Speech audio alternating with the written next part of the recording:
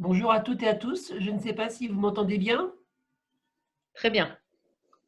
Donc, je voudrais tout d'abord remercier en guise d'introduction, bien évidemment, Bérangère et toute l'équipe de Draeger, Pascal Blondel et toute l'équipe de l'ARDAL, donc qui nous permettent ce soir de pouvoir échanger ensemble et de discuter, comme l'a dit Bérangère, de façon interactive à travers le chat. Et donc, on essaiera de faire en sorte d'apporter les éléments de réponse aux différentes questions. Alors après discussion, il nous est apparu que avoir un fil conducteur qui serait la ventilation d'un patient Covid-19 dans ce contexte de pandémie pouvait être très pertinent et être un sujet quand même qui serait aujourd'hui un sujet qui pourrait être bénéfique pour tous les patients. Donc on a appelé ça de la théorie à la pratique. Ceux-ci sont mes conflits d'intérêts. Et je vous propose le plan suivant, de façon à ce qu'on puisse avoir un fil conducteur. J'utiliserai un cas clinique. C'est très simple, c'est encore un patient qui est encore dans le service et il devrait normalement, j'espère, quitter le service aujourd'hui ou demain, puisque son état, donc je vous donne déjà la fin du film, c'est pas mal, son état s'est amélioré. C'est plutôt sympathique d'avoir un cas clinique où les choses se passent bien à la fin. Donc il va nous servir de fil conducteur et de fil rouge tout au long de la présentation. Ensuite, j'essaierai de vous apporter non pas la réponse, mais des éléments de réponse à la question est-ce que finalement un SDRA, donc un syndrome de détresse respiratoire aiguë lié au Covid-19, est ou pourrait être considéré comme un SDRA standard. Et quels sont finalement les impacts cliniques et surtout les impacts thérapeutiques au lit du malade au quotidien. Et c'est probablement une des réponses que l'on se pose tous pour soigner nos patients. Alors, je peux déjà vous donner un élément, puisque cet après-midi, on a eu un séminaire d'enseignement avec les internes, et lorsque cette question a été posée, on a fait de la même façon avec un Zoom et un chat, on a posé des questions, et les gens ont répondu. Donc, ça serait bien si on pouvait répondre, parce que là, l'effectif on était à peu près 150 étudiants, tout à l'heure, ils étaient, et la réponse était 50-50, 60-40. Oui, non, oui, non. Vous voyez, donc c'est quand même un véritable sujet de controverse. Donc peut-être tout à l'heure, Bérangère essaiera de calculer vite les oui et les non pour savoir le pourcentage. Et enfin, j'essaierai pour finir pas trop tard, vous donner les 5 points qui me paraissent en tout cas les plus importants à connaître ou à retenir pour pouvoir manager et gérer un patient Covid en réanimation. Alors, il s'agit d'un patient âgé de 77 ans qui a les critères suivants d'un poids de 82 kg à 1,75 m. La taille à 1,75 m, c'est important puisque aujourd'hui, je pense que c'est important de rappeler que les volumes courants, quand on va régler sur un respirateur, sont basés sur le poids idéal théorique qui prend en compte la taille et non uniquement le poids mesuré. Les antécédents de ce patient, c'est un patient bronchopathe chronique, donc une BPCO à un stade 2. Il est diabétique, pardon. Il a une dyslipidémie comme facteur de risque cardiovasculaire. Il a comme antécédents chirurgicaux une résection pulmonaire. Et il faut noter qu'il a également fait une infection du site opératoire il y a 2 ans lorsqu'il a été opéré d'une prothèse du genou gauche. L'histoire de la maladie est la suivante. Alors vous allez voir la séquence. Tout ça est il n'y a pas de fiction, c'est une réalité de A à Z. Le patient est hospitalisé le 16 octobre en médecine pour des symptômes classiques de Covid, c'est-à-dire vraiment le syndrome pseudo-grippal Covid. Alors le traitement, quel est-il? Il avait pris un traitement assez classique, on va dire, en service de médecine infectieuse, au MIT chez nous, avec un traitement symptomatique, avec un petit peu d'oxygène. Il a reçu d'emblée de la dexaméthasone et les médecins le prenant en charge n'ont pas jugé nécessaire de mettre une antibiothérapie compte tenu de l'absence de syndrome, en tout cas infectieux, patent lors de l'hospitalisation. Et il a quand même eu une anticoagulation préventive chez ce monsieur. Voilà la radio initiale lorsqu'il était en médecine. Rien d'extraordinaire, on va dire. Il a quand même eu le scanner dès le premier jour, vous le voyez ici. Donc c'est un scanner pas catastrophique, pour ne pas dire normal, mais subnormal. Il y a quelques lignes et puis on voit que c'est un patient BPCO effectivement avec quelques bulles d'emphysème. Donc jusque-là, rien d'extraordinaire. Et puis il va évoluer plutôt de façon quasi favorable en moins de 10 jours et ce qui va permettre le retour à la maison. Donc c'est le premier épisode, ça c'est ce qu'on appelle un Covid classique, et c'est ce qu'à la télé, on va dire, c'est 90-95% des Covid au départ. Malheureusement, 5 jours plus tard, son état se dégrade et essentiellement son état respiratoire va se dégrader avec un patient qui va devenir dyspnéique et surtout hypoxique, et il va nécessiter de l'oxygène de plus en plus important. Ensuite, et là les choses vont commencer, donc c'est là où vont commencer les choses, on va dire, pas terribles pour nous, c'est que le 31 octobre, il va être découvert par l'infirmière avec, dans un tableau d'aphasie, d'une hémiplégie gauche, encore plus dyspnéique. Il est, vous voyez les critères hémodynamiques, il est plutôt en hypotension et il est tachycarde avec encore un patient apyrétique. Bien évidemment, la suspicion, quelle est-elle et quel bilan qui est fait, donc c'est assez facile, c'est pour lancer le débat. Donc bien sûr, tout le monde évoque un accident vasculaire cérébral, plutôt ischémique, on va dire un accident vasculaire cérébral, et on peut même rapidement le voir, même cliniquement c'était déjà évocateur. Et sur ce scanner cérébral, on voit bien qu'il s'agit donc d'un accident sylvien, d'un AVC sylvien droit, avec une carotide interne droite et une sylvienne droite qui sont bouchées. On voit bien les images ici. Donc jusque-là, c'est quand même assez embêtant. Et donc, on fait un balayage sur le thorax au moment du scanner. Et voilà les images, vous voyez l'évolution rapide qu'il y a eu. Donc, on a affaire à un véritable SDRA avec une atteinte, une amputation des volumes pulmonaires et une atteinte d'environ 60% du parenchyme pulmonaire selon le radiologue. Et puis, deuxième information importante ici, c'est l'absence d'embolie pulmonaire. Bien évidemment, c'est quelque chose qui doit être une obsession chez ce type de patient que l'on connaît être très thrombogène et surtout donc pourvoyeur d'embolie pulmonaire.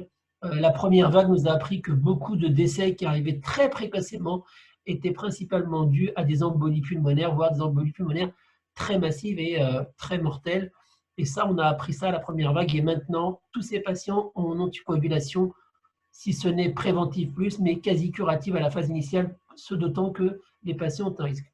Alors ici, c'était important puisque lui aussi, il avait déjà un peu d'héparinotherapie compte tenu de son contexte. Premier message, vu notre question, c'est lorsque vous êtes au scanner et le parenchyme pulmonaire, en fait, vous voyez ici sur cette image un poumon d'un patient et un SDARA, et au scanner, on a environ 4 images que l'on doit connaître.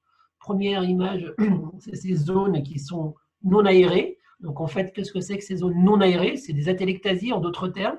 C'est du poumon, c'est des alvéoles complètement refermées. Des alvéoles fermées, donc c'est un collapsus alvéolaire dans lequel il n'y a pas de gaz. Donc pas du tout de gaz, vous les voyez bien ici. Ensuite, vous avez des zones dites pauvrement aérées. Ce sont des zones qui ne sont pas fermées en termes d'alvéoles et de collapsus, sont un petit peu fermées, mais le gaz peut encore pénétrer, mais pas suffisamment. Donc, c'est des zones pauvrement aérées, et c'est important de les identifier car elles symbolisent, elles représentent la capacité d'un poumon de se recruter. Recruter voulant dire recrutement alvéolaire, c'est-à-dire on va réouvrir des zones qui étaient fermées, on va réouvrir donc du poumon fermé, et ça va donc en principe améliorer les échanges gazeux. Enfin, vous avez donc des zones d'épanchement pleural, et tout ceci donc est en général la conséquence de réactions inflammatoires locales. La quatrième zone, pardon, vous ne l'avez peut-être pas vue, mais c'était les zones normalement aérées qui sont ici représentées. Donc vous vous retrouvez avec ces 4 zones, et en fait, ce qu'il faut bien comprendre, c'est que dans un poumon de SDRA, que ce soit Covid ou non Covid, on va toujours retrouver ces 4 types d'atteintes, et des poumons normaux, des alvéoles normales, et en fait, ça va cohabiter ensemble. Et donc, la difficulté du traitement va être d'avoir un compromis entre ventiler sans agresser les zones normalement aérées, réouvrir les zones dites fermées, atélectasiées, et surtout ne pas être barreau au volotraumatique sur des zones qui sont fragilisées. Donc, c'est vraiment un compromis, comment donc ouvrir, open the lung, et le maintenir ouvert, le poumon, keep the lung open. Et ça, c'est la complexité. Deuxième complexité, c'est que chaque sujet est différent. Chaque scanner sera différent d'un autre. Donc, probablement, il faudra aller sur une politique ou sur une approche dite individualisée. Chez certains patients, on mettra peut-être des pressions expiratoires, ce qu'on appelle la PEP, plus élevées, à d'autres moindres, et peut-être d'autres doivent répondre plus sur le ventre et ainsi de suite. Et donc, l'image radiologique va définir ce qu'on appelle des phénotypes, Et là, on va voir que dans le contexte du Covid, on a différents phénotypes qui peuvent expliquer différentes stratégies personnalisées. Alors, chez ce patient, bien évidemment, son état neurologique et son état respiratoire vont nécessiter une intubation orotrachéale et il sera pris en charge très rapidement dans le secteur neurovasculaire avec très rapidement une thrombectomie de l'artère sylvienne droite et la pose d'un stent et le transfert en réanimation. Alors, une petite parenthèse, on avait montré dans notre équipe, ici, vous voyez, avec l'équipe Audrey De Jong et Sandra Bottin, on avait dès le début, dès la première vague, on avait très rapidement sensibilisé les médecins et les équipes pour utiliser très rapidement le laryngoscope. Pourquoi des laryngoscopes lors de l'intubation? Parce que, bien évidemment, en plus de toutes les protections qu'on doit utiliser, ce qui est une priorité, hein, bien sûr, il y avait des masques FFP2, des masques faciaux, les Kazakh et ainsi de suite. Le fait d'utiliser un vidéolaryngoscope permet de garder une distance encore plus éloignée de la bouche, puisque c'est là où on voit les sécrétions et donc diminuer de façon théorique le risque de contamination. Vous voyez qu'on n'est plus à quelques centimètres de la bouche, mais à plusieurs centimètres. Et donc, ce travail qui est un spotlight, et vous pouvez le trouver facilement sur la revue donc, du Lancet. Ça me permet de dire que c'est très important dans ce contexte de faire des simulations de tout. Simulation, bien sûr, de réglage ventilatoire, mais surtout de l'airway. Et donc, c'est très important. Et donc là, c'est important dans ce genre de séminaire de rappeler, enfin de webinaire, de rappeler que la stimulation est importante dans les voies aériennes aussi bien que dans la ventilation. Et aujourd'hui, donc merci à des groupes comme l'AERDAL d'avoir à disposition pour nous, en tout cas, différents types de simulateurs, que ce soit ce que vous voyez là, le Simman ou d'autres équivalents que vous avez chez Draeger également. Alors la prise en charge initiale, la voilà, ça va aller assez vite. Prélèvement infectieux classique, avec donc des prélèvements respiratoires à travers un LBA, donc le lavage broncho-alvéolaire, et les prélèvements infectieux classiques. D'emblée, une antibiothérapie a été mise, tazocilline, rofamicine. Ça peut être discuté, bien sûr, hein, on pourrait mettre azithromycine ou autre. Chez nous, on a mis d'emblée la corticothérapie à visée opothérapie substitutive dans le cadre d'un état de choc, puisque ce malade a eu d'emblée un support vasopresseur par de la noradrénaline, et donc également l'anticoagulation préventive en étant très prudent, pas trop important, puisqu'il y avait un risque toujours de transformation hémorragique de son AVC ischémique et des antiagrégants plaquettaires, ainsi qu'une sédation adaptée pour essayer de prévenir donc les axos. C'est le bilan biologique que vous voyez. Bon, pas de choses extraordinaires, on ne va pas trop s'attarder, hormis l'acidose que vous voyez ici qui est mixte et surtout l'hypoxie majeure chez ce patient. Donc la question, le vif du sujet est comment traiter et ventiler ce patient en SDRA Covid. Et bien sûr, la question de tout à l'heure en introduction, est-ce que c'est pareil ou pas de prendre en charge un Covid SDRA ou un non-Covid en SDRA? Alors en fait, c'est le sujet d'une grande nouvelle controverse où vous allez avoir des pros et des cons, donc des pour et des contre. Et en fait, c'est pour ça que tout à l'heure, je disais en guise d'introduction de façon à moitié ludique, que finalement, la moitié pense que c'est tout pareil, l'autre moitié pense que c'est totalement différent. Et comme souvent dans ce cas-là, la vérité est probablement entre les deux. Et surtout, en ce qui me concerne, ça inspire à une très, très, très, très grande humilité. Aujourd'hui, en tant que médecin, c'est peut-être ce qui nous manque parfois, mais en tout cas, grande humilité pour répondre à cette question. En tout cas, certains pensent que oui. Ici, l'équipe donc, de Luciano Gattinoni, avec ce travail d'une série italienne, mais aussi quelques allemandes, il a décrit très tôt deux types de SDRA liés au Covid. Deux types selon, on appelle ça selon l'imagerie, selon le scanner. Et donc, il y a un premier phénotype qui est le phénotype de type L. Il a appelé ça L pour low élastance, low ventilation to perfusion, low lung weight, low lung rectabilité. En fait, pour faire très simple, c'est un malade qui a une compliance plutôt subnormale ou normale, puisque la compliance étant l'inverse de l'élastance, et puis c'est un poumon qui est plutôt normalement aéré, et donc sa capacité de recrutabilité, de réouvrir du poumon est limitée puisque les poumons sont déjà ouverts. C'est ce que vous avez ici, vous voyez que c'est quasiment, je vais dire de façon très simple, tout noir. Et malgré ça, malgré des images qui ne sont pas catastrophiques, on a une hypoxémie importante. Vous voyez ici là, les rapports PaO2 sur FiO2 qui sont très bas. C'est ce qui a été appelé l'hypoxémie silencieuse ou l'hypoxémie, l'hypoxémie heureuse par certains Marseillais. Le deuxième phénotype à l'imagerie, c'est le type H de ces Covid. Et là, le type H, en fait, c'est quoi? C'est l'inverse. C'est high elastance, high right to left shunt, high long weight and high long refutability.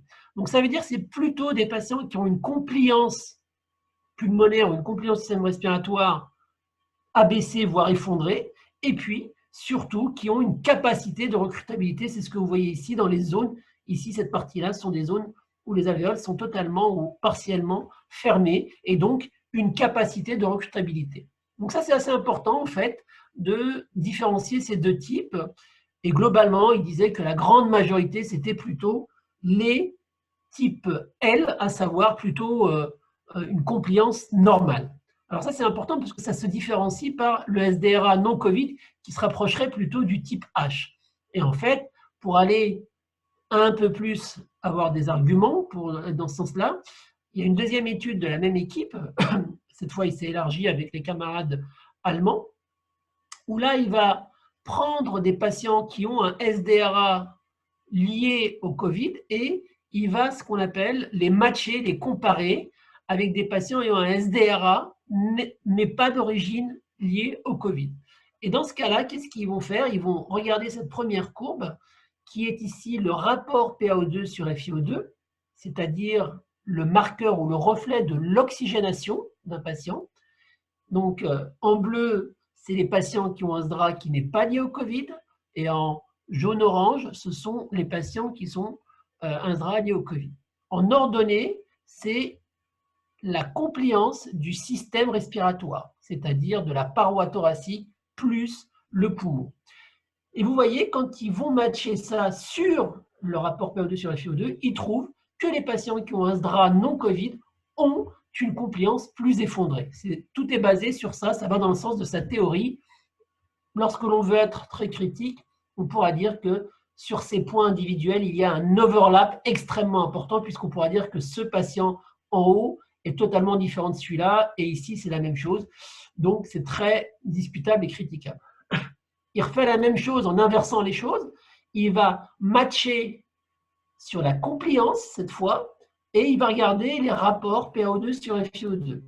Et là, ça va dans le sens de son hypothèse, à savoir que les patients qui ont un SDRA avec une compliance qui était plutôt, on va dire, normale, auront plus d'hypoxie que ceux qui ne l'ont pas. Donc en fait, en allant dans ce sens-là, il dit que finalement, les SDRA sont différents si l'origine est Covid ou pas Covid. C'était son interprétation, donc avec une compliance plus élevée pour des échanges gazeux complètement différents. À l'inverse, dans ce travail d'une grande série espagnole, alors c'est une série très importante, c'est 742 patients Covid en SDRA, ça fait partie des plus grandes séries totalement documentées en termes de mécanique ventilatoire et d'échanges gazeux, et les auteurs disent que non, finalement, quand on prenne un SDRA d'origine Covid ou pas d'origine Covid, globalement, ils ont les mêmes caractéristiques, il y a les mêmes pourcentages de patients ayant un SDRA qu'on appelle léger, modéré ou sévère, avec des mortalités quasi superposables. Vous voyez ici, puisqu'on a des mortalités qui sont de l'ordre de 30 à 40%. Et puis donc, finalement, on retrouve aussi la même répartition.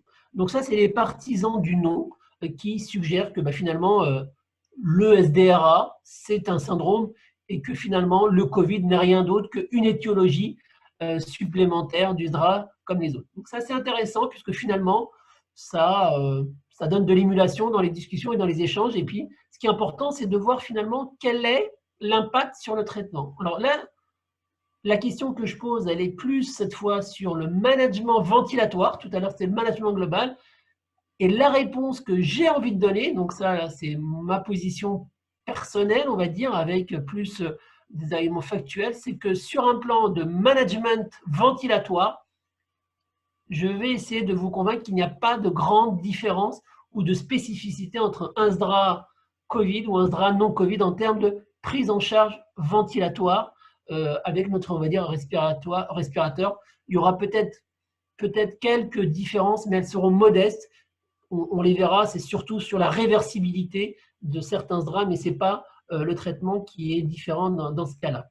Alors finalement, on va se rabattre sur des référentiels ou des guidelines, des recommandations de sociétés savantes.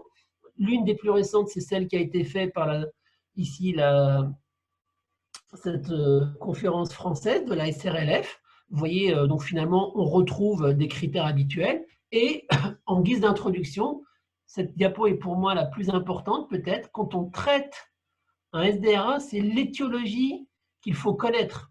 Et donc, si on ne connaît pas l'étiologie, on ne pourra pas bien traiter. Pourquoi? Parce que tout traitement de chaque SDRA, il y a deux approches. Il y a l'approche purement symptomatique. Qu'est-ce que c'est?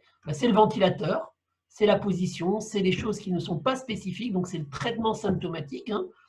Quand on a de la douleur, on donne un antalgique. Quand on a de la fièvre, on donne un antipyrétique, et ainsi de suite. Et à l'inverse, ou en complément, il y a le traitement étiologique. Le traitement étiologique, c'est le traitement de la cause. Donc, c'est-à-dire si le patient a un SDRA qui est un syndrome à cause d'une pneumopathie bactérienne, si on ne donne pas le bon antibiotique, on ne pourra pas bien le traiter. Si un patient doit être opéré parce qu'il a une péritonite, eh ben, ça ne sert à rien d'avoir le meilleur respiratologue, le meilleur ventilateur si finalement la cause n'est pas traitée. Et ça, il faut le rappeler tous les jours. Parfois, on voit des équipes soignantes, des docteurs s'acharner à faire des réglages du ventilateur, à regarder, alors qu'en fait, le problème, c'est que peut-être il fallait changer des antibiotiques, il fallait mettre un autre médicament, il fallait opérer le patient. Donc, vraiment, les deux sont indissociables et c'est majeur de le rappeler à chaque fois. Alors, si on revient à notre patient, voilà ce qui a été fait dans le service.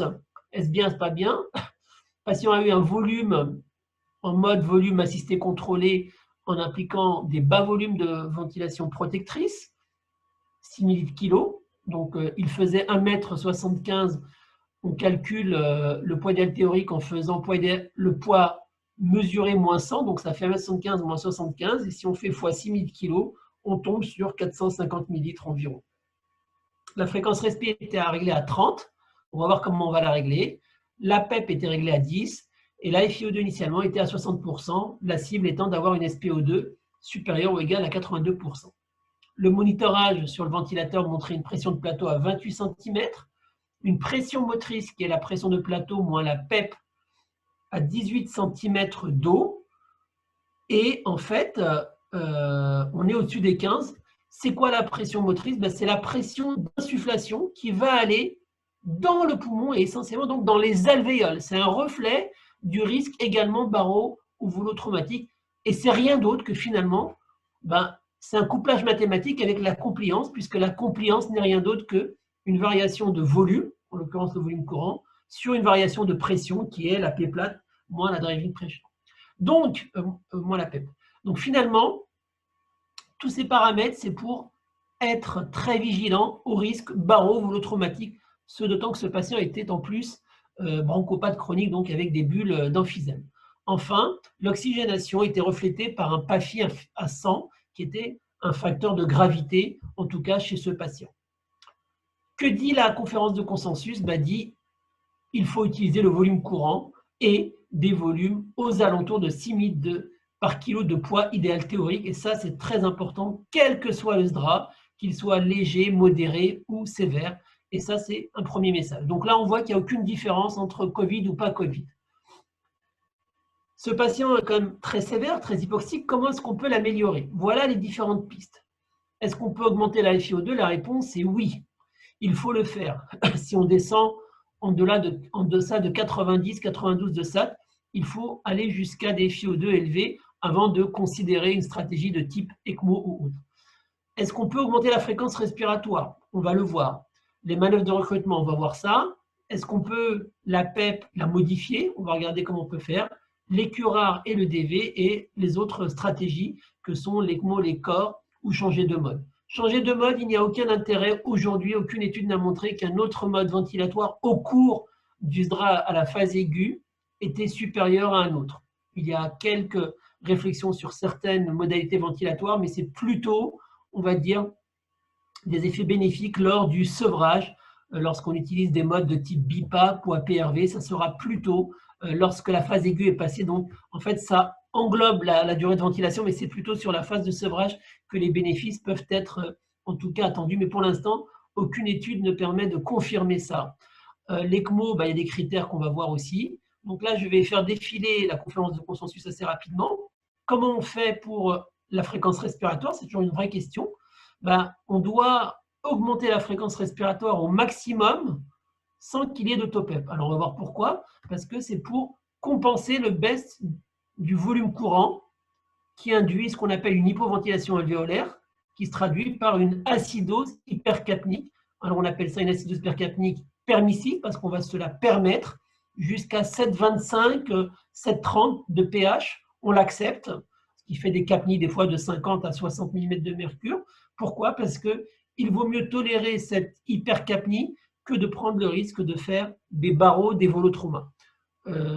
On a mis environ 30 ans pour comprendre ça. Donc ça, je vous le présente en une minute, mais c'est 30 ans d'études qui ont été faites pour arriver à ce raisonnement. La fréquence respi, alors comment on la règle? Ici, vous voyez, c'est une courbe de débit avec un débit typique d'un volume AST contrôlé, débit carré, avec une expiration qui, vous voyez ici, revient à 0 lorsqu'on a une fréquence à 20. On se permet donc d'augmenter. Que se passe-t-il? On va jusqu'à 25 cycles par minute. Et puis là, on voit que, pareil, la phase expiratoire revient à 0. On se permet de continuer. Et que se passe-t-il là? Vous le voyez, lorsqu'on va à 30, apparaît ce qu'on appelle ici une PEP intrinsèque ou une auto-PEP, c'est-à-dire que la partie expiratoire de la courbe ne revient pas à 0 et le début du cycle inspiratoire suivant commence alors que le poumon ne s'est pas encore vidé. D'une autre manière plus simple à comprendre, c'est comme si chez ce malade, on insufflait tous les cycles à l'inspiration 450 ml, mais ne revenait du poumon que 440 ml. Ça veut dire que 10 ml sont trappés. Trappés voulant dire piégés, donc ce qu'on appelle le trapping gazeux. Et en fait, c'est ce qu'on appelle de l'hyperinflation dynamique. Et plus le temps passe, plus chaque fois, à chaque cycle, il y a 10 ml, 10 ml qui restent dans le poumon. Et à la fin, il va y avoir cette grande hyperinflation qui peut retentir sur le cœur et entraîner parfois des dégâts très importants au niveau hémodynamique.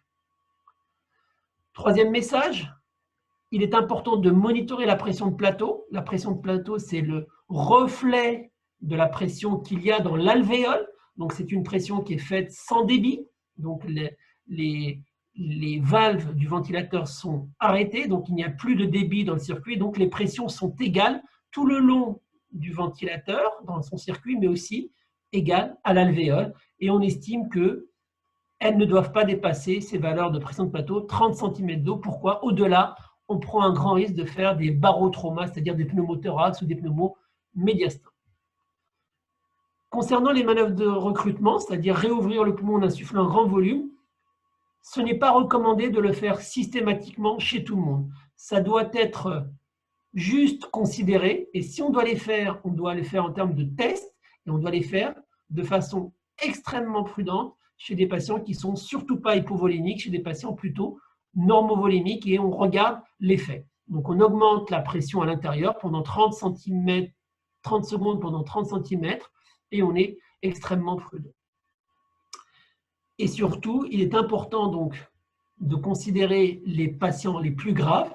Donc, dans cette conférence de consensus, c'était les patients avec un rapport PaO2 sur FiO2 inférieur à 150 qui définissaient les patients graves. Et l'utilisation des curares était, dans la première étude de Laurent Papazian, donc de l'équipe marseillaise, montrait une amélioration du pronostic chez ces patients. L'étude la plus récente, donc l'étude américaine récente donc de l'année dernière, n'a pas retrouvé ce résultat en montrant aucune différence entre les deux. Bien évidemment, les deux études avaient différentes choses qui n'étaient pas les mêmes, qui permettaient d'expliquer les résultats qui n'allaient pas dans le même sens. Cependant, il n'y avait pas de surmorbidité dans l'étude américaine.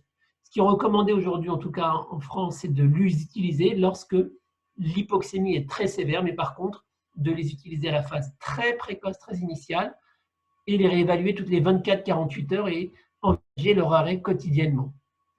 Le mécanisme d'action est assez complexe. Ça peut être soit, les hypothèses, c'est un mécanisme anti-inflammatoire de la molécule elle-même, donc du curare, qui serait une anti-inflammation locale, ou alors probablement aussi également l'un ou l'autre ou associé, des mécanismes de diminution du barovolutrauma avec une diminution de l'interaction patient-machine, un patient qui lutte moins contre le ventilateur à la phase initiale, lorsque la demande est très élevée.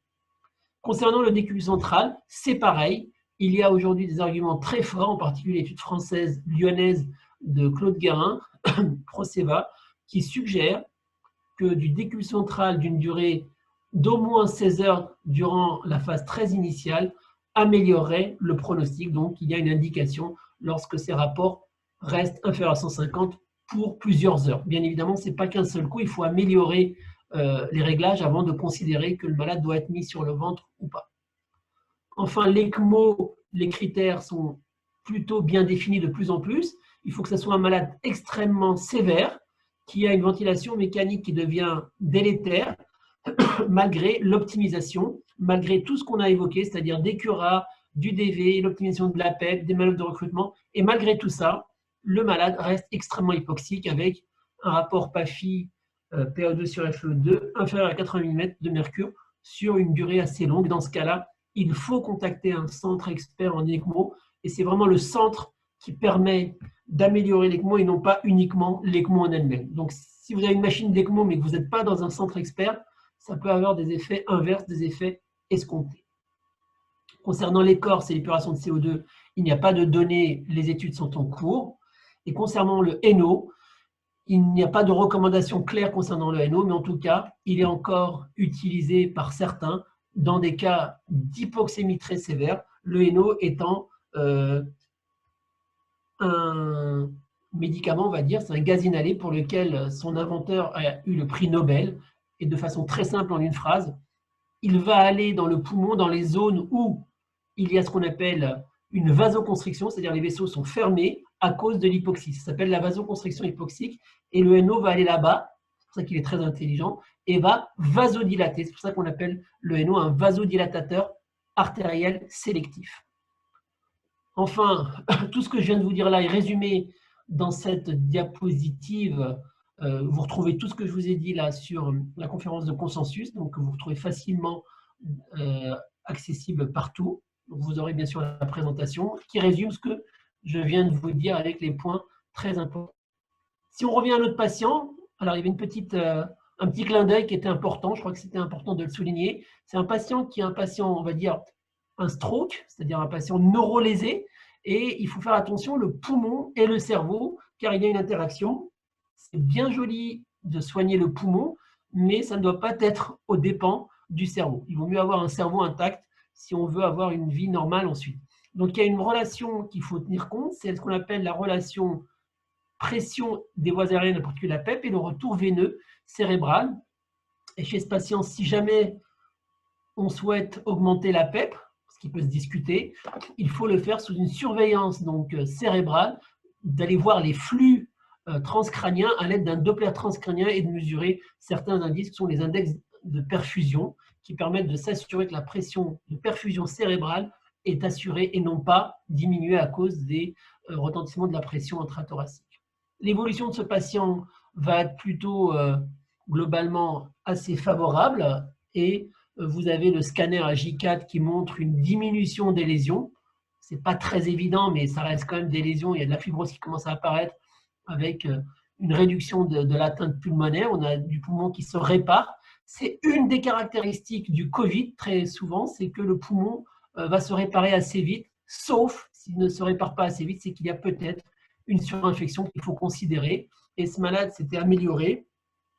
Et on a eu rapidement les résultats de la PCR multiplex, qui permet d'avoir toute une série de germes. C'est vraiment quelque chose d'extraordinaire. Ça nous a changé la vie, en tout cas à Montpellier, depuis quelques mois. Sur un prélèvement, on a toutes les réponses. Et là, en fait, ce patient avait, vous voyez bien ici, une pneumopathie acquise sous ventilateur, donc une PAVM, une pneumopathie nosocomiale, anciennement appelée comme ça, à pyocyanique et à staphylocoque. Donc, on voit ici qu'il y avait un intérêt à mettre une antibiothérapie à large spectre chez un patient qui avait déjà plus de 10 jours d'hospitalisation, qui est BPCO et donc à haut risque. Le Covid, alors c'est assez intéressant, vous avez la PCR ici virale, La PCR virale, vous avez tous les virus, dont le Covid, et vous voyez que ce patient, le 1er novembre, il était positif, puis ensuite, 2 jours après, il est négatif, et 2 jours après, il redevient positif. C'est juste pour vous souligner à quel point une valeur négative d'une PCR doit toujours être prise très, très prudemment. Il y a vraiment, en fonction des endroits et de la qualité du prélèvement, j'ai pas envie de dire beaucoup, mais il y a des PCR faussement négatives et faussement rassurantes, donc il faut être extrêmement prudent dans ce type de cas. L'évolution va être plutôt favorable par la suite et on va pouvoir extuber ce patient le 15 novembre, il y a quelques jours, hein, et aujourd'hui, dans le service, il est sortant, on attend sa place. On l'a géré en post-extubation avec des techniques nouvelles, donc ça c'est vraiment à propos de 1 ou 2 cas, on va dire, on est plutôt dans l'activité de recherche, et notre culture chez nous à Montpellier et non pas d'opposer les 2 techniques ou 2 stratégies ou 2 thérapeutiques, mais plutôt à réfléchir comment on peut s'adjoindre les effets bénéfiques de chacune d'entre elles, voire les rendre synergiques. Et c'est pour ça qu'on a testé l'association haut débit d'oxygène, appelée OptiFlow, avec une autre technique qui permet d'amener une pression expiratoire positive, donc une PEP, qui était la CPAP Boussignac, ou éventuellement OptiFlow plus le masque Helmet, utilisé soit en ventilation non invasive à 2 niveaux de pression, soit en CPAP. Voilà le patient. Donc, ici, il avait de l'OptiFlow à 50 litres minute, 100% des FiO2, il avait une stat à 93. Et lorsque, vous voyez ici, on lui met la CPAP Boussignac, on les associe les deux, hein, donc c'est la première fois que c'est rapporté. Donc, en fait, on a le bénéfice de la PEP de la CPAP. On avait mis 10 litres d'oxygène, ce qui permet d'avoir une PEP de 8 à 10 cm d'eau. Et on avait les hautes FiO2 liées à l'OptiFlow. Donc, ça a été assez remarquable sur un plan oxygénation, puisque la saturation est montée très rapidement. Donc, ça veut dire qu'on a l'effet PEP et l'effet FiO2. Par contre, bien évidemment, la limite majeure, c'est le bruit que ça fait. Il y a un bruit énorme. Et ça limite un petit peu son utilisation en pratique courante. C'est pour ça que c'est réservé plutôt dans le domaine du préhospitalier ou dans le domaine des urgences pour passer les caps très, très aigus.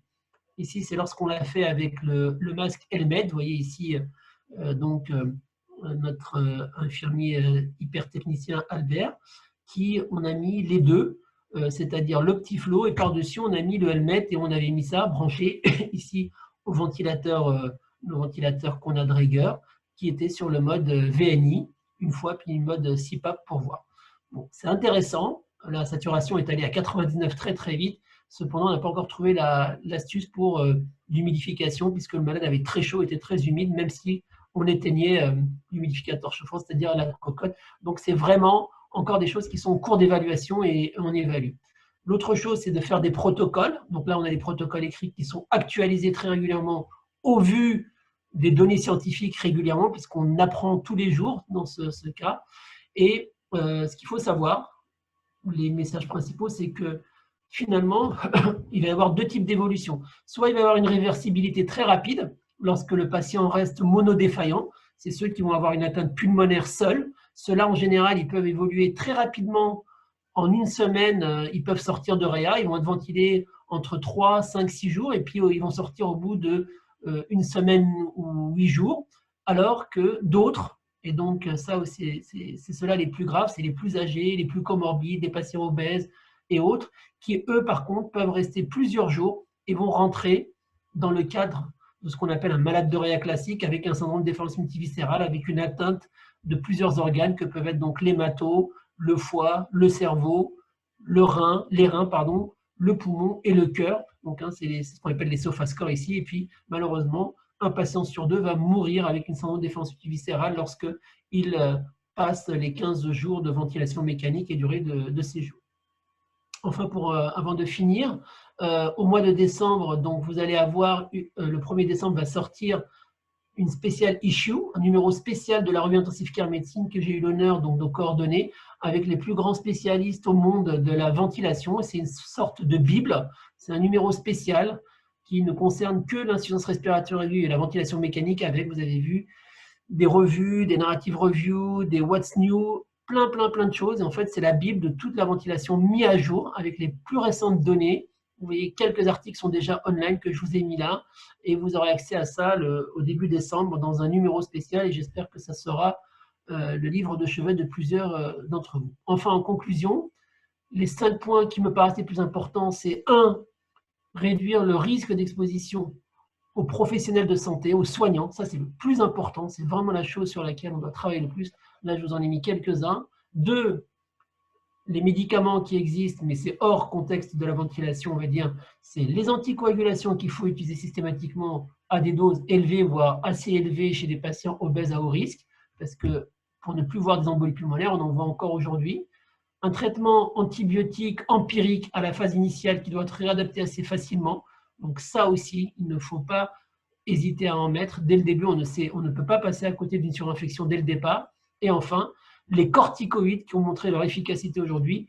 On a, sur ces derniers jours, plusieurs autres études qui montrent que les corticoïdes fonctionnent et globalement, il n'y en a pas un mieux que les autres. C'était dit la dexaméthasone, mais en fait, on retrouve des résultats positifs également avec les autres antibiotiques, en particulier les misuccinates.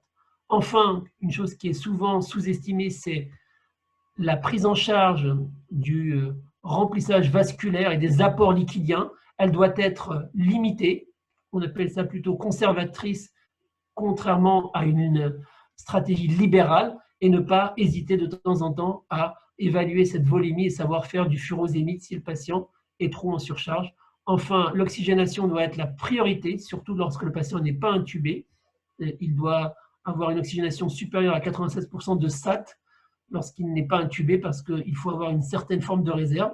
Si on n'arrive pas à avoir cette valeur-là, il faut vraiment à ce moment-là le rapprocher d'une équipe de réa très proche et peut-être commencer à discuter les intubations si on n'arrive pas à ces valeurs-là. Enfin, quantité intubée, 92% suffisent. Et le 5e point, c'est tout ce que je viens de vous présenter, c'est-à-dire la ventilation protectrice sans véritable spécificité, avec peut-être plus de réponses au DV, mais liées, comme je vous l'ai dit, à des modifications de rapport ventilation-perfusion. Voilà, je vous remercie de votre attention.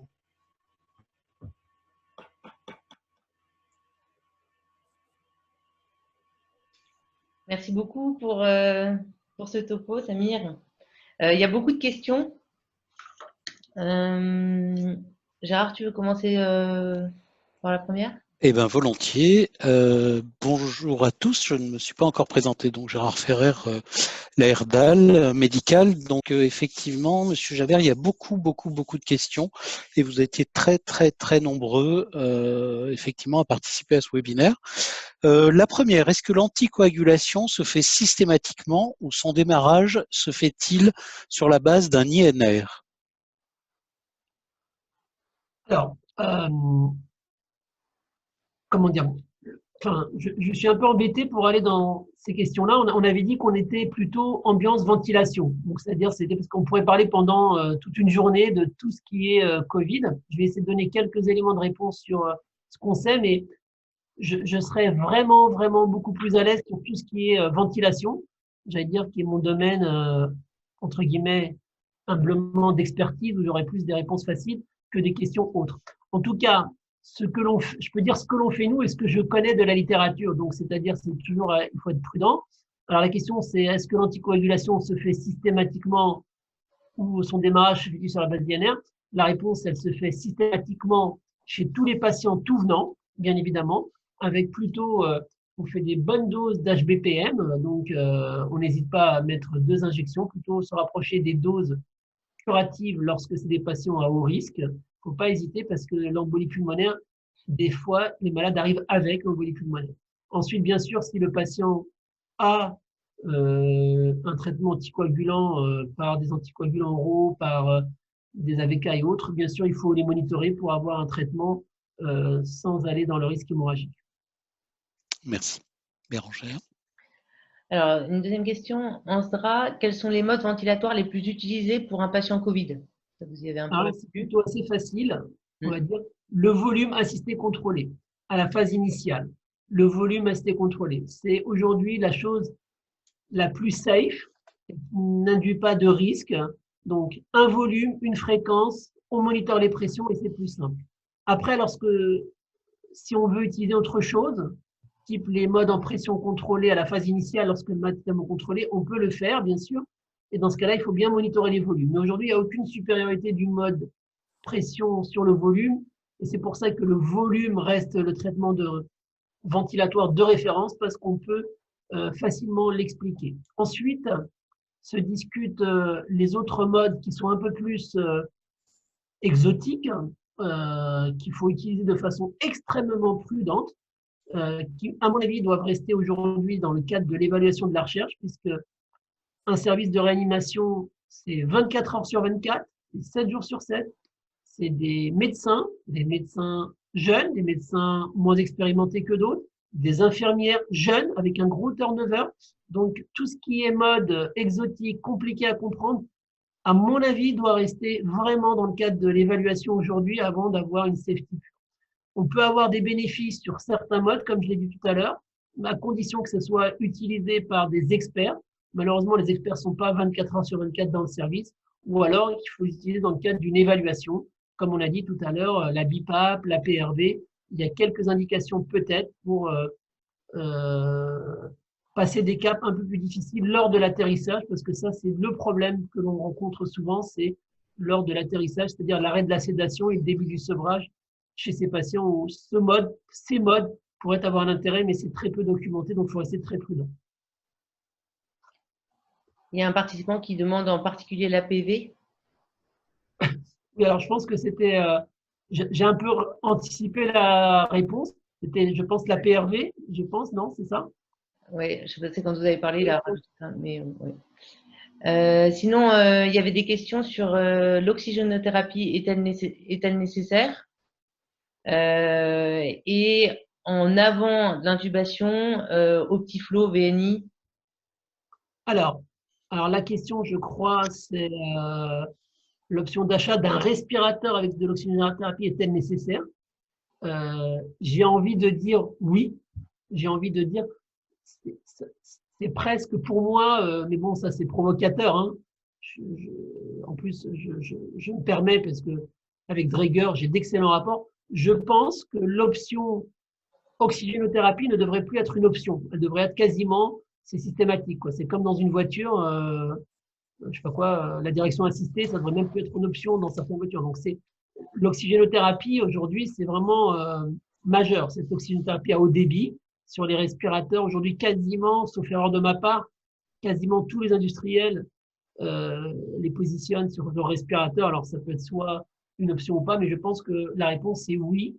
Il faut s'équiper de respirateurs avec oxygénothérapie, surtout lorsqu'on va extuber les patients. On aura un respirateur dans la chambre avec cette option. Et en fait, si on veut être de mauvaise foi un petit peu, ça permet d'économiser, de ne pas acheter l'oxygénothérapie au débit seul. Je ne sais pas si on me décode. Non? Bérangère? Ouais. Si, voilà. tout à fait. La réponse est oui à la question. Voilà. Ensuite, il y avait comme deuxième question, je crois que c'était la P01, non, c'est ça? Ouais, la P01, pression d'occlusion et de l'autopep sont-ils nécessaires pour un patient Covid-19? Le réglage. Il n'y a aucune, à ma connaissance, spécificité d'un patient Covid ou non Covid pour la P01. Je pense que c'est très dommage de ne pas utiliser la P01 ou la pression inspiratoire max, qui pour moi est un élément majeur, qui est disponible dans en tout cas tous les respirateurs Draeger, qui est sous-utilisé et qui donne l'information sur la capacité des muscles inspiratoires du patient à respirer tout seul sans la machine. Et ça, c'est un peu dommage. On a vraiment ça sur tous les respi Draeger. Il y a juste à appuyer sur le bouton, que ce soit la P01, la PIM, pression inspiratoire max, et le reste, c'est un peu dommage. C'est probablement sous-utilisé. C'est probablement de notre faute à nous, experts qui ne faisons pas assez, j'allais dire, d'enseignement au lit du malade de ce côté-là.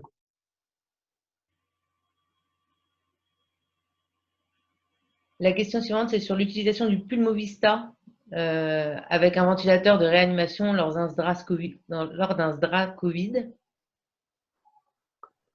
Je pense que le Pulmovista, alors pour ceux qui ne connaissent pas, c'est une méthode qui a un intérêt majeur. C'est un espèce d'imagerie qui permettrait de voir la ventilation du poumon, mais au lit du patient. C'est-à-dire, on ne va pas le déplacer au scanner.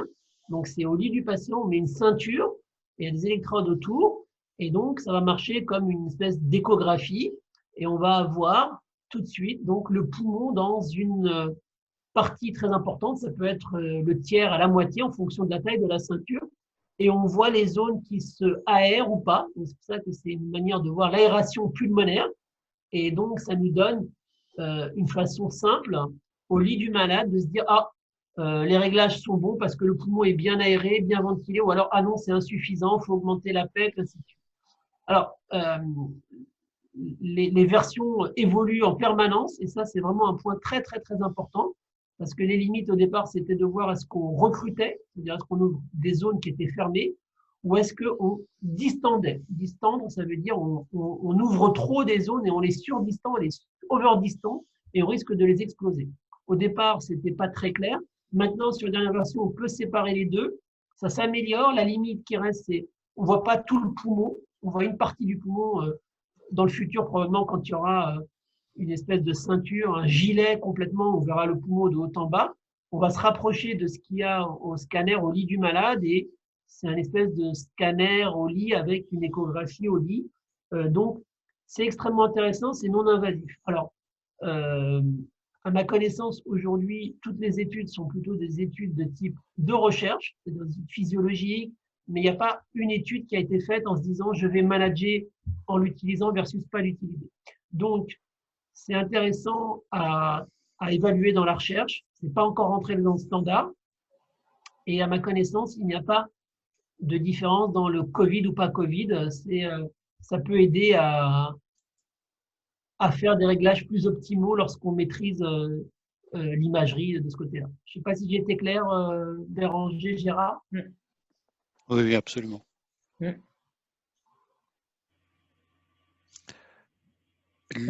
J'y vais, Bérangère. L'utilisation de la mesure de la SpO2 et le réglage automatique de la FiO2, comme dans les ventilateurs de Hamilton, est-elle bénéfique pour un patient Covid?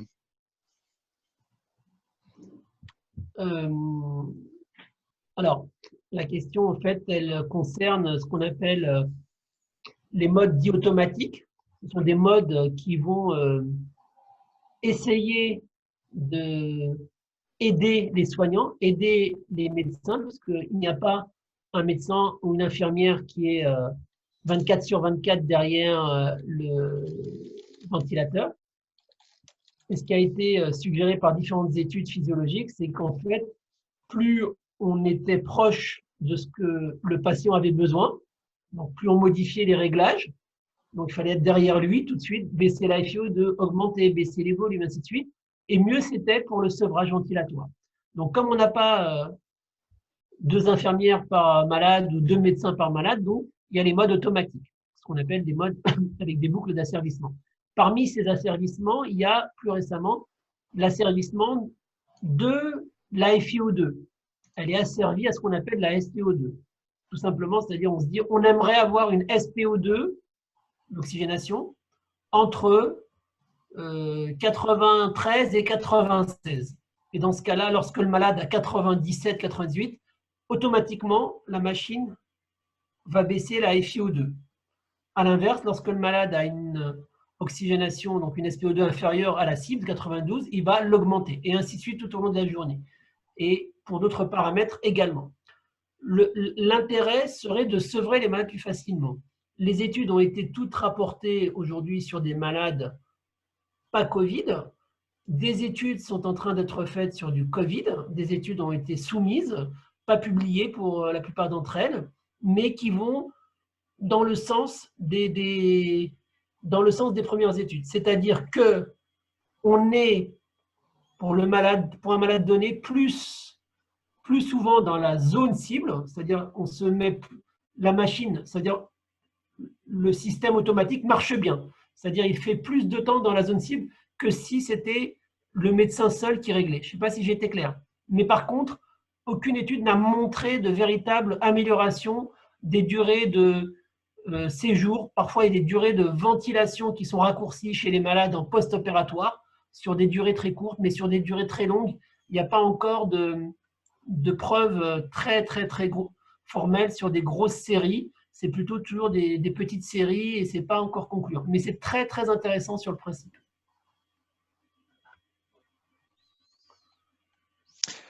Y a-t-il des études concernant l'utilisation des chambres hyperbares pour les patients Covid? Pas à ma connaissance de publier. Certains l'ont évoqué. mais pas à ma connaissance de publié. D'accord. Quid de la place de la mesure de la pression transpulmonaire en cas de SDRA, cathéter œsophagien, pour l'optimisation de la ventilation? La réponse est exactement superposable à des patients non Covid. Il n'y a aucune spécificité de ce côté-là. Donc, on reçoit des papiers qui confirment tout ce qui a été fait chez des patients en SDRA non Covid. Y a-t-il un effet de potentialisation si l'on curarise un patient en décubitus ventral? Alors, c'est une question qui est généraliste, qui n'est pas forcément pour le Covid. La réponse est probablement oui à la phase initiale. On a besoin de curariser les patients au début, parce qu'au départ, ils sont, on va dire, stimulés, pour ne pas dire agressés.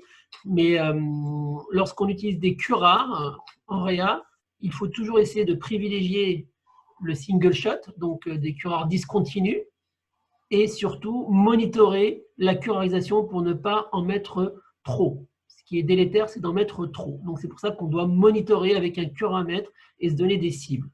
L'effet synergique DV plus cura, je n'ai pas d'études qui montrent, je ne connais pas d'études qui montrent que ça a été étudié de façon très précise. Il y a des études physiologiques qui montrent qu'on améliore l'oxygénation, mais pas d'études d'outcome.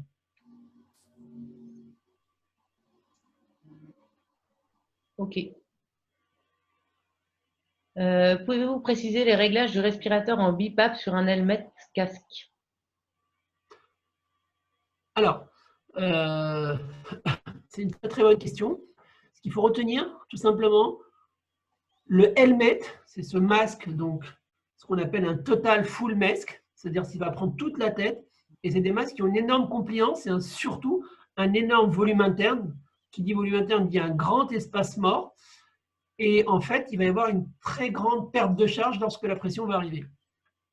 Qu'est-ce que ça veut dire, ce que je viens de dire sur un plan réglage du ventilateur? Globalement, il faut augmenter les réglages classiques lorsqu'on a un helmet, pas du simple au double, mais pratiquement d'un tiers. Ça veut dire si vous étiez à un niveau de PEP habituellement à 5, il faudra mettre plutôt 8. D'accord? C'est plus 3, plus 4. Si vous étiez à un niveau d'aide inspiratoire à 10, il faudra mettre plutôt plus 14 ou plus 15 pour avoir les mêmes niveaux qui arrivent au niveau de la bouche pour dire l'alvéole. Parce qu'il y a une telle perte de charge importante autour de la compliance, autour de ce volume interne, qu'il faut rajouter. C'est pour ça que certaines personnes qui ont utilisé le helmet au départ faisaient les mêmes réglages et disaient « Oh, ça ne marche pas ». C'est normal, ça ne marche pas parce que c'est comme si vous régliez 10, en fait, c'est comme si vous donniez 5 au patient. Donc, il faut rajouter un tiers au double des valeurs habituelles. Je ne sais pas si j'ai été clair. Simplement, je crois qu'on a tellement de questions et tellement peu de temps que je crois que, alors je sais que ça va vraisemblablement frustrer beaucoup et sans doute vous plus encore, Samir, mais on a noté toutes vos questions et je pense qu'il vaut mieux se limiter là, maintenant, et on s'engage à y répondre. Est-ce que vous êtes d'accord? Oui, bien sûr. De mon Bon, côté, super. bien sûr. Bérangère, qu'en Oui, penses-tu? Non, Ouais, j'ai essayé de trier, mais elles sont toutes intéressantes, donc j'arrive pas à trier. C'est ça, c'est bien le problème. Et je pense qu'à 23 heures, on n'aurait pas terminé. En tout cas, elles sont notées, on les a bien copiées et nous y répondrons donc très prochainement en vous envoyant aussi l'enregistrement du webinaire. Super. Merci infiniment, Samir, pour cette intervention ô combien passionnante. Et je crois que nous avons eu vraiment beaucoup de monde et le nombre de questions que vous avez posées aussi, chers participants, témoigne de l'intérêt que ça présentait pour tout le monde. Donc, merci vraiment. Un énorme merci. Il y avait une question qui était notamment comment former rapidement le nouveau personnel, et c'est vrai que pour le coup, moi, ça me permet de rebondir sur cette question parce que chez la Herdal, nous sommes spécialistes en fait de matériel pédagogique, et notre propos c'est effectivement d'apporter les moyens de former le personnel paramédical et médical, bien évidemment, par le biais de la simulation. Et c'est vrai qu'on a une solution qui s'appelle Respiratory Care, et qui inclut différentes étapes. Je vais simplement laisser la parole à Francis Béguec qui va vous dire en 3 mots ce dont il s'agit, simplement parce qu'il nous paraît fondamental de proposer cette solution aujourd'hui, pour les raisons que nous avons connues au mois de mars, que l'on continue à connaître aujourd'hui, et puis pour un futur peut-être. Francis, à toi. Merci beaucoup Gérard. Merci encore professeur. Ça faisait longtemps que je n'avais pas exercé en réanimation et ça m'a rappelé et appris énormément de choses aujourd'hui. Est-ce que je peux vous demander juste de cliquer sur l'arrêt du partage d'écran de votre côté? Alors, j'essaie de le faire. Je crois qu'il faut que je le fasse. Je pense que ça doit être en bas de l'écran. En bas, ouais. La deuxième icône en partant de la droite. Alors, deuxième icône. Merci beaucoup. Bon, comme ça, je vais mettre le mien à la place. Voilà, effectivement, et je vous remercie encore de l'avoir abordé également pendant la présentation. Il est indispensable d'avoir à la fois, bien entendu, du matériel pour ces patients et surtout des gens formés pour l'utiliser et pour surveiller les patients et pour les adapter. Et donc, on propose dans notre société, la Herdal, entre autres, des solutions pour former facilement les personnels de santé à la prise en charge des patients ventilés, que ce soit en invasif ou en invasif, avec un programme de formation qui est conçu aussi bien pour des étudiants, bien évidemment, que pour des jeunes diplômés qui arrivent dans des services et qui sont souvent d'ailleurs des services complexes pour des jeunes diplômés, la réanimation, les urgences, et puis pour des personnels peut-être plus expérimentés mais qui n'ont pas exercé en réanimation depuis longtemps et qui, par exemple, dans une crise comme on la connaît, se retrouvent à venir renforcer leurs camarades dans des services, on va dire, aigus.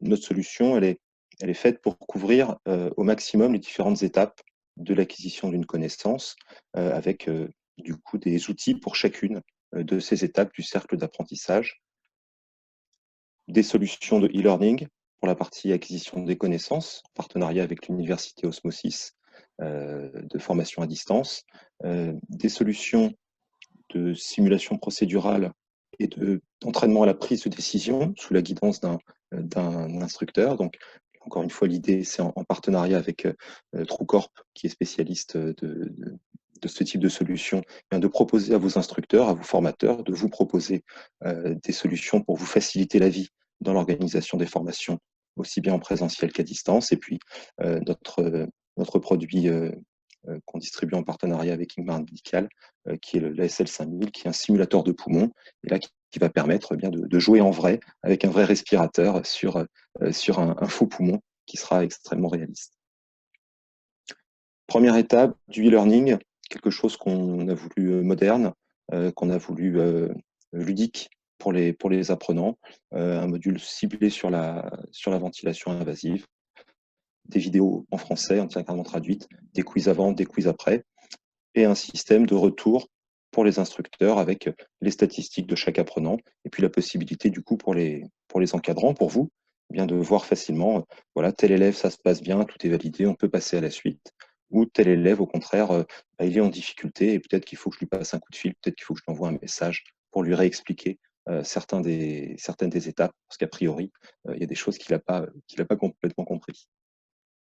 Puis une fois que la théorie est acquise, une solution qui est un simulateur de respirateur sur tablette et qui va permettre, soit en présentiel, soit à distance, bien aux formateurs, aux professeurs, et bien d'encadrer ses internes, ses élèves infirmiers anesthésistes ou élèves infirmiers ou infirmiers en poste, en leur proposant des patients. Donc l'instructeur règle le patient sur sa tablette, et puis les élèves en face, eh bien, ils vont devoir adapter le respirateur aux patients qu'on leur propose, tout en ayant la possibilité d'interagir vocalement avec le professeur, de lever la main, un petit peu comme on l'a fait aujourd'hui avec le Zoom, directement inclus dans l'interface du logiciel.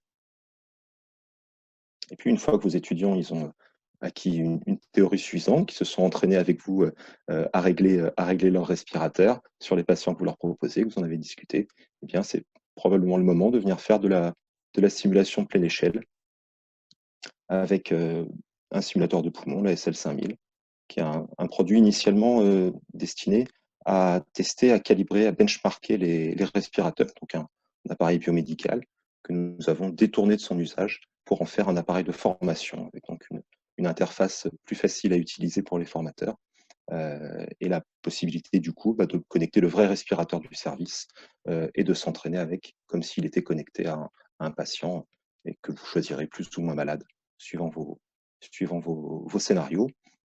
Matériel qui est utilisable avec ou sans simulateur patient, c'est-à-dire on peut mettre un mannequin, dériver les bronches du mannequin vers le simulateur de poumon, et donc aussi travailler avec tout ce qui est non-invasif, ou tout simplement brancher le respirateur directement sur le simulateur de poumon pour travailler de l'invasif pur dans ce cadre-là. Voilà, je ne vais pas en dire beaucoup plus long, mais sachez que si vous souhaitez davantage d'informations, on est à votre disposition pour en discuter avec vous. Je vous remercie de votre attention.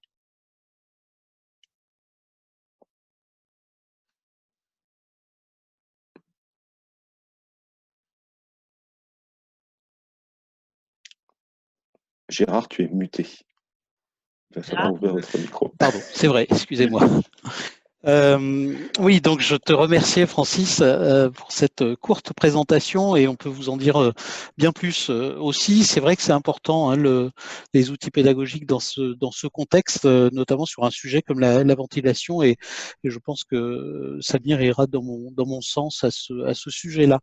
Donc, n'hésitez pas à nous contacter. On a quelques questions aussi pour toi, Francis, mais je pense qu'on va s'en dispenser en direct, et promis, on répondra aussi dans le retour de ce webinaire lorsqu'il sera renvoyé à tout le monde. En tout cas, moi, de mon côté, je tenais encore une fois à remercier tout le monde, donc tous les participants, et vous avez été très nombreux, je le répète. Et merci à vous, Samir, merci Bérangère, merci Dreger, pour ce moment passé ensemble. On a un petit peu dépassé le temps, mais je crois que le jeu en valait la chandelle. Un grand merci à tous. Très bonne soirée et à très bientôt pour la fin des questions-réponses. Bonne soirée.